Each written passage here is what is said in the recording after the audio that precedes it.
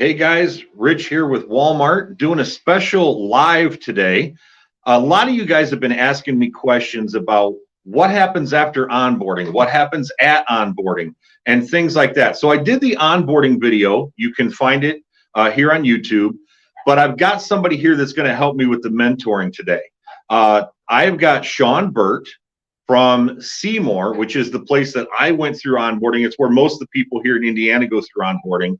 He has been with Walmart 3 consecutive years. He's gotten the safe driver pin and belt buckle, whatever the awards are that they give you for that. He's been a mentor for 2 years.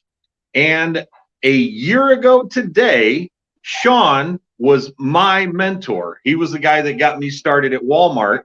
And I thought I'd bring him on today and have him explain what a mentor is, what a mentor does, why somebody would want to be a mentor, and some of the questions that you guys have been asking me. It just happened to be a coincidence that today is the 1-year anniversary that I jumped in the truck with you. That worked out pretty good. We didn't plan it that way. It just worked out that way. So first of all, Shawn, how you doing? I haven't seen you in a while since I went to Gas City, and you're still down in Seymour. Doing great so far. Yeah. So as you may have heard me say, we've had some people asking about what is a mentor? Do they get to ride with their mentor? Do they got to sleep in the truck with their mentor? And all that kind of stuff. So first off, what is the job of the mentor? Are you there basically just to make sure these people passed onboarding and can do what they're supposed to do? Or is there more to it than that? It's more to it than that. Our job as a mentor is basically to continue to teach the Walmart culture and teach a lot of the values of Sam Walton as working as a team and dealing with the stores. And as you say, we don't like to send the drivers out to the wolves. We basically take them and mentor them and show them the stores, show them the vendors and stuff like that, so they won't be a nervous wreck getting out there on their own. So that's basically our role as a mentor, is basically to help with that, ease with that, and any questions during the 2 weeks they're with us, we can answer those questions. We're not considered as babysitters. We're just there to help them, because they're going to be doing all the work when they ride with us. We're just, any questions they have, we're just showing them what to do out here. Yeah, I can remember a year ago, and I don't know if things have changed. So if they have, go ahead and correct me. But a year ago when I jumped in the truck, I thought, man, why do I need to ride with a mentor for 2 weeks? I know how to drive. I mean, you got to be driving for Walmart for a long time before you can even get into Walmart. I was a driver for 8 years. I ran PeopleNet. I ran all these different computer systems. I don't need to ride with a guy for 2 weeks. I have to tell you, I needed all 2 weeks. I mean, I got to drive with you for 10 days. It took me about a week to get down with the computer, which you told me.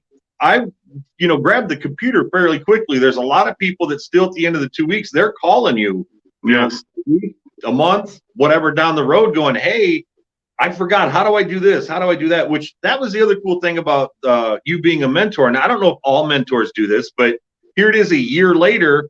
We've got each other's cell phone number. We talk, periodically. You got a question or I got a question. You called me a month ago. Hey, I got a guy getting ready to jump on this thing. And I know you did the 6-2 schedule and the 5-3. How did that work out? So we've been in contact for the past year. Is that something all mentors do, or was that just you because you're cool like that?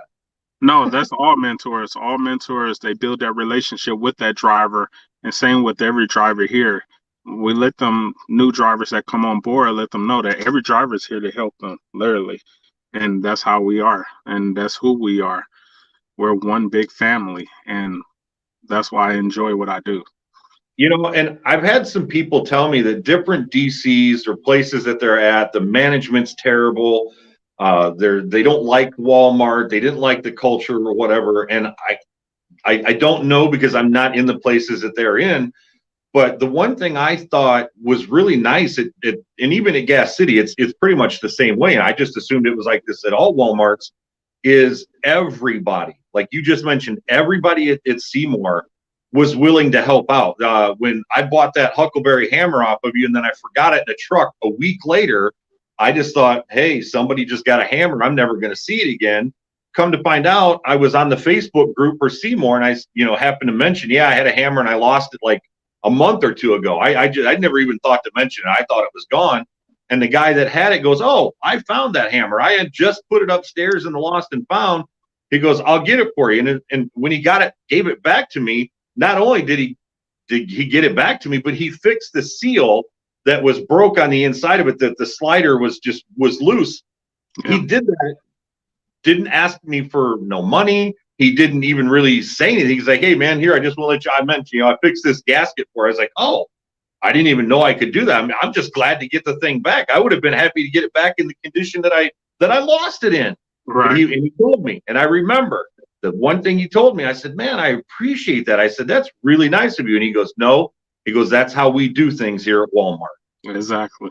And I mean, and that was a month after riding with you, and I was like, "Man, maybe Shawn's just cool, or maybe Shawn's just a nice guy." No, I would say 90% of the Walmart drivers that I know of have got that kind of an attitude.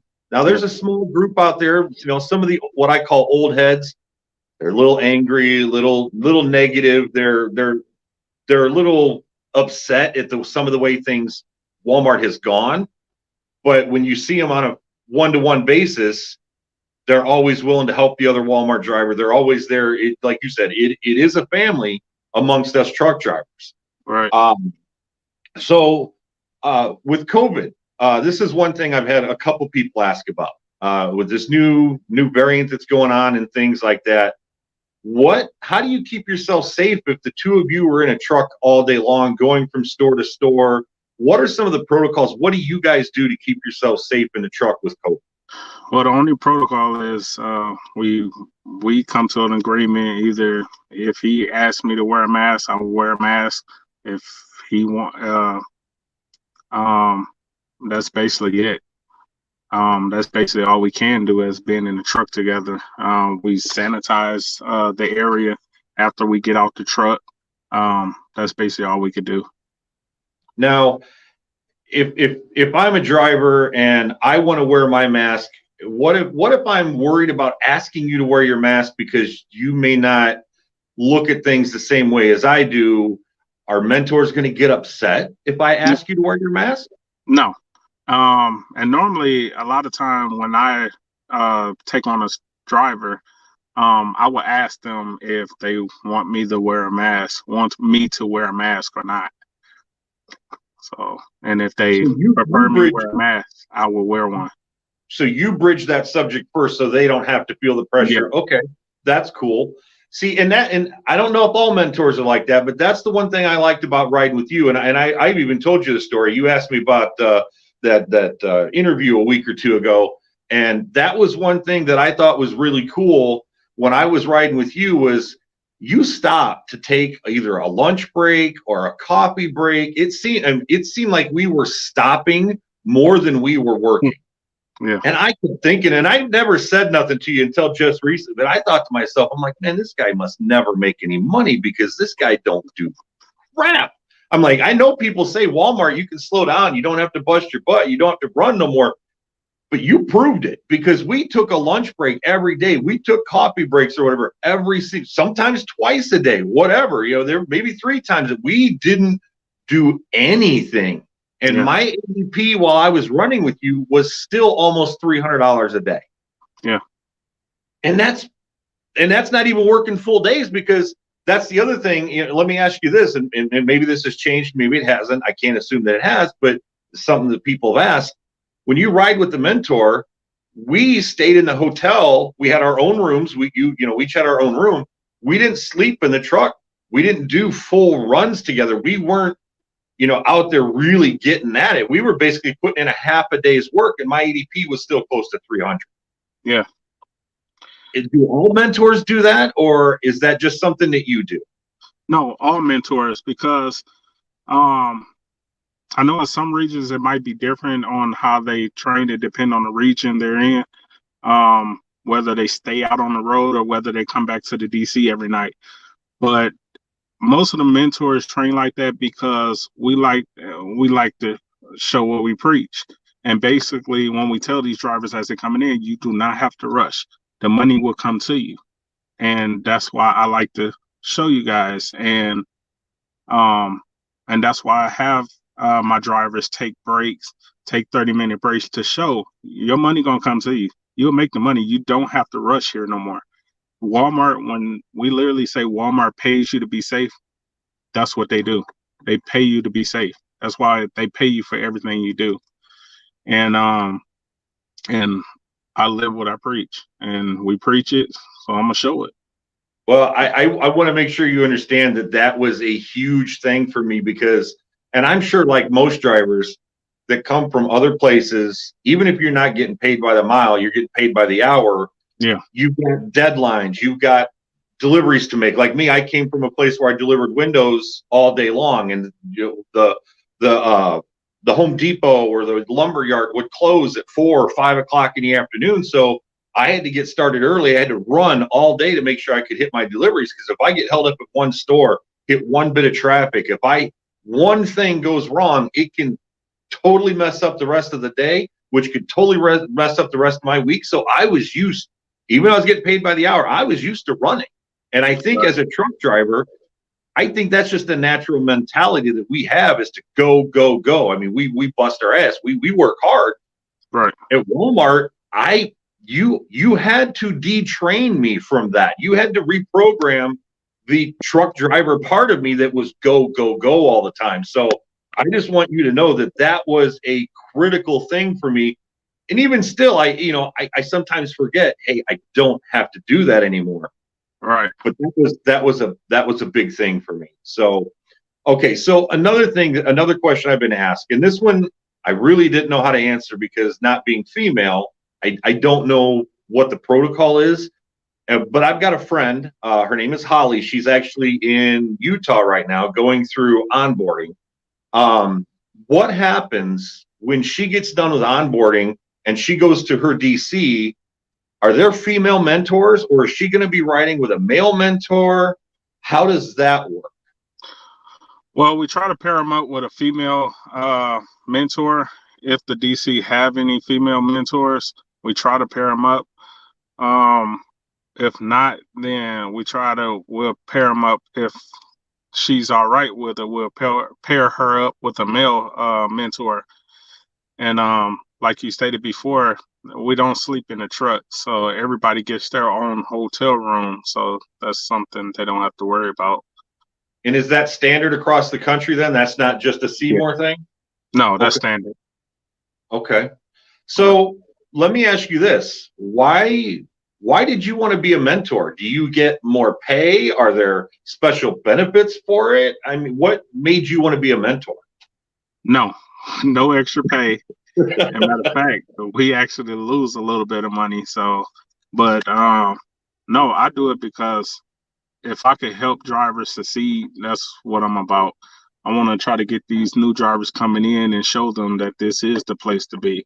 And I've been to 5 different companies. I also trained brand new drivers coming in to the industry.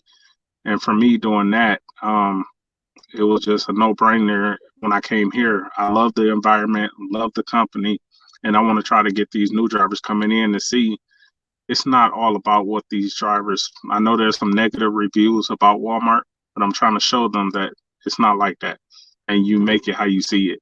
And so that's why I enjoy it. Now, when you say negative reviews, do you mean like people still think that there's an inward-facing camera, or what do you mean by negative reviews? Stuff like that, or with the cell phone policy. As you know, we just recently had our cell phone policy change, which is great. Yeah. And also a lot of management. There's a lot of driver rumors about out there as managers micromanaging and stuff like that. And I'm just here to show them, when you out here, you're the captain of your ship. And here at Seymour and other DCs, they trust you to do that. As long as you're doing your job, you don't have to worry about it. And for this to be a company job, it's almost basically like no force dispatch. You're not forced to do anything that you can't do, or you are if you don't feel comfortable doing. So, and that's what I'm here to show these drivers that. I agree, because there was a video, I think last month, every month they have like one little training thing that you got to jump on the computer and do, and they pay you to do the training. But Yeah. the basic pretense of the video was, if you get tired, call your coordinator and tell him that you need to take a nap. And I thought to myself, you gotta be kidding me. There is no way Walmart is telling people to take naps. Come on. So I tried it. About a week later, I was like, you know what? I've got a headache. I'm not feeling real good. I've just finished my last store, but I'm 3 hours away from the DC. I don't know if I'm going to make it back or not. Man, should I take the nap? Should I not do it? I started contemplating. I said, you know what? I'm going to test the theory. I just saw the video. I'm going to see what happens. So I called him.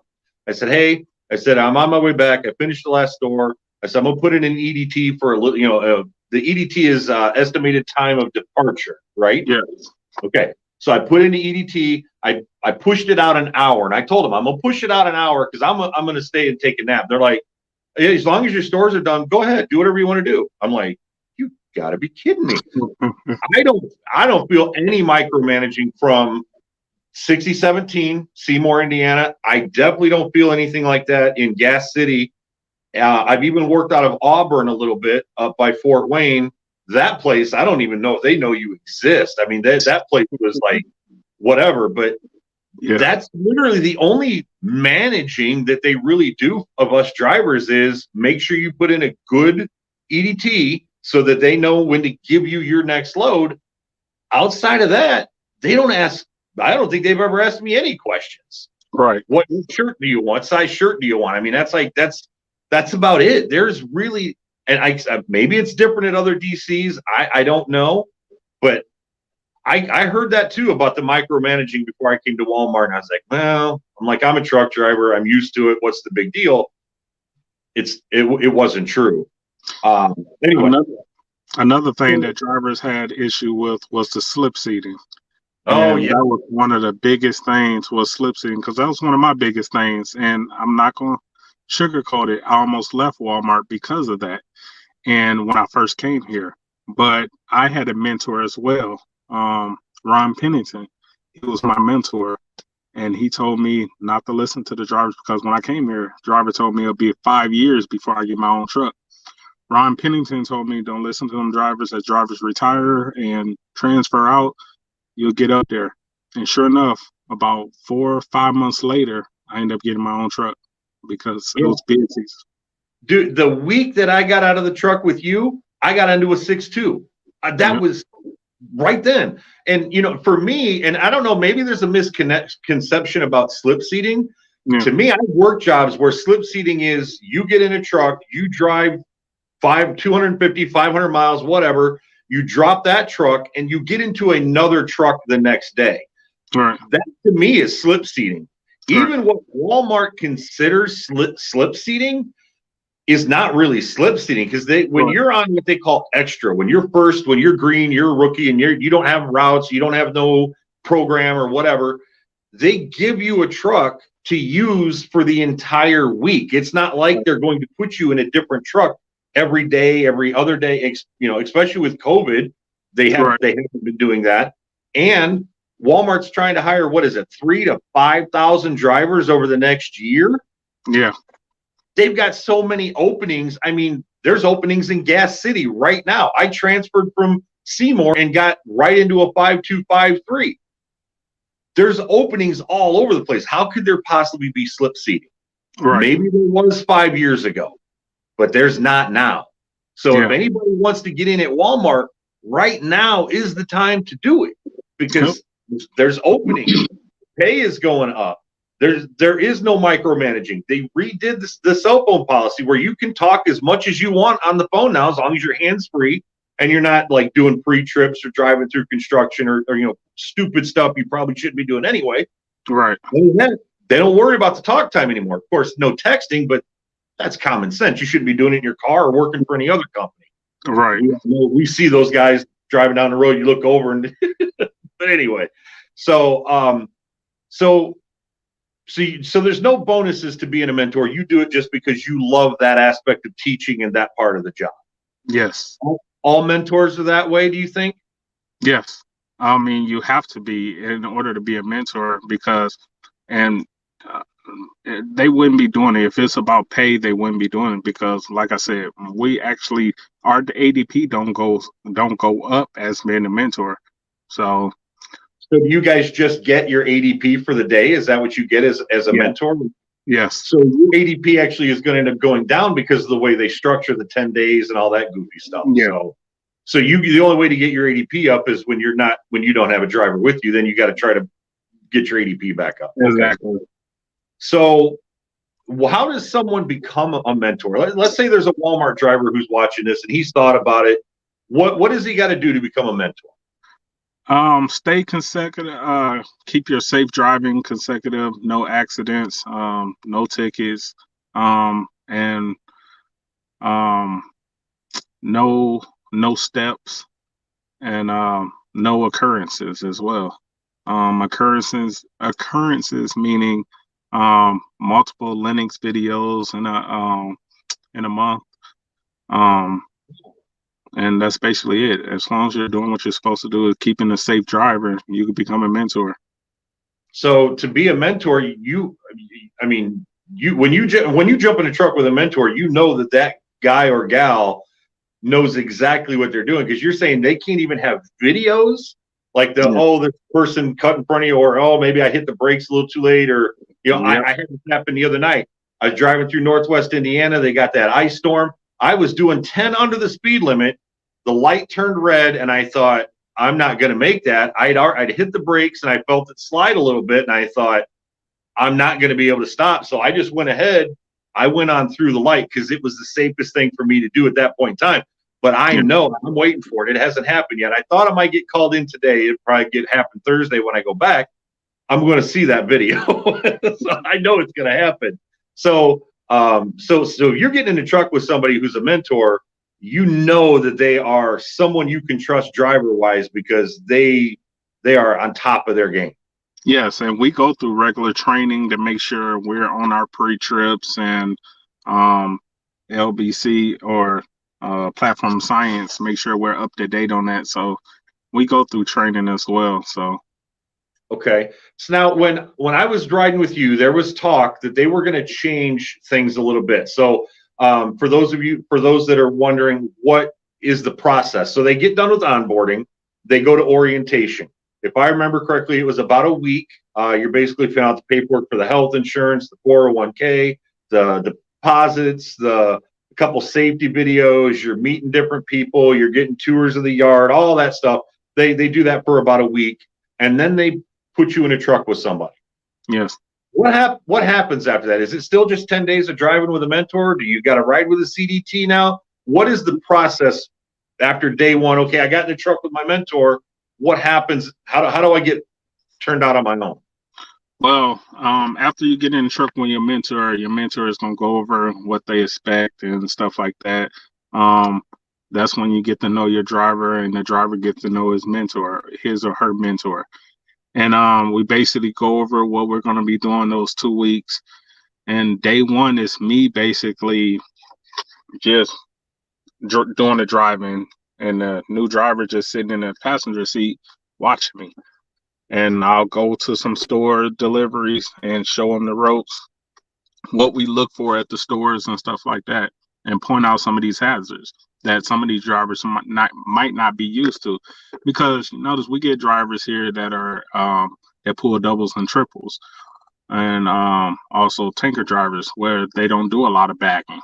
So we show them a lot of how to get into these stores and back into these stores, because some of these stores can be challenging, as you know, Spencer. Yeah. So that's basically what we do. And then the second day, the driver takes over and do everything, and go from there. Yeah, because I think it was like day 4 before I got released because one of the companies I worked for wouldn't send in the information. But once I got released, then I did 10 days with you, and then I was on my own. So is that still the case, or did they bring in the new CDT multiple? They were talking about changing some things. Did they change anything? No, well, right now, after they get through with me, They go in for their probably 30-day assessment, see how's it going, because by then the driver would have been here 30 days by the time they got through with me. So they go through with the 30-day assessment with the manager, one of the managers, and see how is it going so far. Is there anything that we can do to improve or make your accommodations better?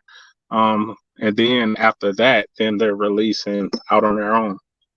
Okay, so has anybody ever been held over after that 10 days? Does everybody get set free? Or have you had some people that are like, this person needs a little bit more driver training or computer training? Or, I mean, has anybody ever been let go riding with a mentor? They're just like, nah, this person just can't cut it.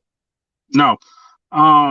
Once they come out with me, if they feel they need more days, we're authorized to give them more days as they need to ride with me as a mentor or any other mentor. So if they feel that they need more days, or we can give them more days before releasing them.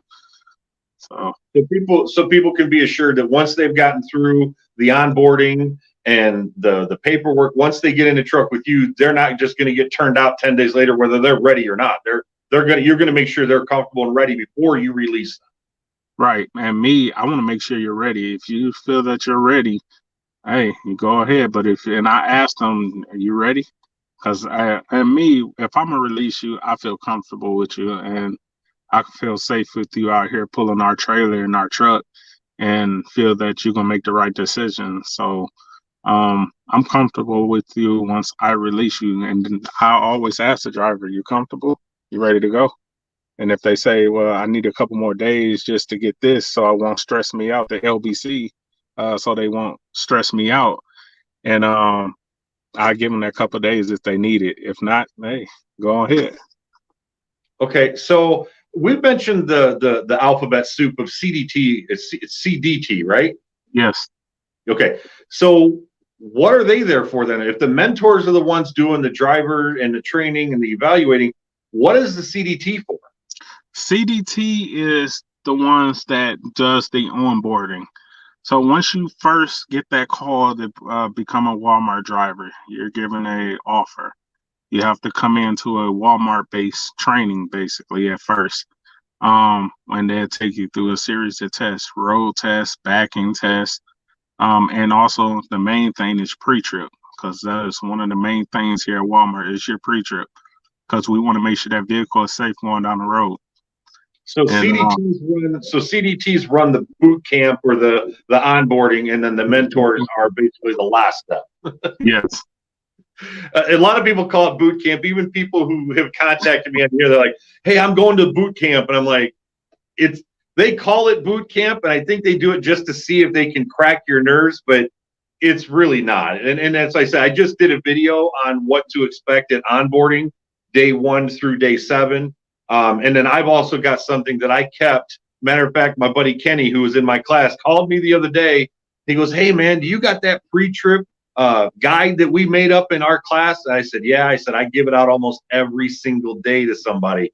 And somebody will contact me, and I'll email them it's like 3 pages long of what the Walmart pre-trip is like, which in reality, it's not much different than what you should be doing for a normal pre-trip that when you took the test to pass to get your license, but people get out of habits. And that's the other thing. That's the other thing that you were really, really good about, was making sure that I stayed in my habit so that when I got out on my own, I didn't mess anything up because I stayed in the habit, the routine that I was doing. But yeah, so I'll send out that pre-trip guide to people. But yeah, that's kind of the scariest thing of the whole thing is the pre-trip, because of everything that goes into it, the Walmart way of doing the pre-trip. So. And you have to, and that's why we preach routine, because you have to have a routine, because if you don't have a routine, then that's when mistakes happen. And just like when you're uncoupling, if you don't have a routine of uncoupling, then you forget them airlines, then, hey, you know what will happen. You'll pull an airline, and that's preventable. So you have to have a routine, just like going down the road today. I seen a set of duels in the ditch. when somebody lost their duals on the trailer. Then you check those lug nuts. Yeah, so have to have a routine. All right. Well, I think we've covered the basis of most of what the questions that I've had as far as what a mentor does, what they're for, and what happens when you get with one and all that. Is there anything else that you want people to know before we go? And do you want to maybe give out your name and your driver number to where if somebody wants to contact you or use you as a referral, that they can put you down on the application? Yeah. I just want every driver to know, like, this is definitely the best company you could work for. And when I say they treat you like family here, they literally treat you like family. And when I came to Walmart, that is one of the things I look for. I got tired of working for companies and they just want you to go and they don't really care about your issues. And this is one company, when they tell you or when you need to get home, they will get you home. Mm-hmm. There's no lagging around. Oh, I can't get you home on this day. We'll have to work with you another day, get you home this day. Once you say you need to be home, they will get you home. This is definitely a family-oriented company. And I value that. And I love that about this company. So if you're looking forward to be a Walmart driver or have any more questions, you could call me at 765-444-7400. My name is Shawn Burt. My driver number is 29712, and you can put that on a referral as well. Okay. Well, just so you know, I'm not sure if you can see it on your end. Throughout this conversation, your email address has been running across the bottom of the screen. So if they need to, they can also email you if they have any questions or anything like that. Yes. Okay. Well, hey, man, I appreciate you helping me out with this mentor video. If you guys out there have got any other questions, let us know. We'll do another video. If Shawn's not available, I'll get somebody else to do a video with me. I've only been with Walmart for a year. I just like trying to help people out, spread the information, debunk some of the myths like you talked about earlier, and make sure that people have got good information and make the right choices with what they're going to do. So, and when I had a bunch of people asking me about what happens after onboarding, and I'm answering all these emails, I thought, you know what, this might be a good video to do. So hopefully we've answered everybody's questions in this video here. But if you guys have got anything else you want to know, email Shawn, message me. I'm going to put all the information in the contacts down below. So you'll see Shawn's email, my email, and I'm going to put Shawn's driver number in there. So if you guys want to use him as a reference, I'm sure he'd appreciate that. All right. Thank you, sir. I'll talk to you soon. All right.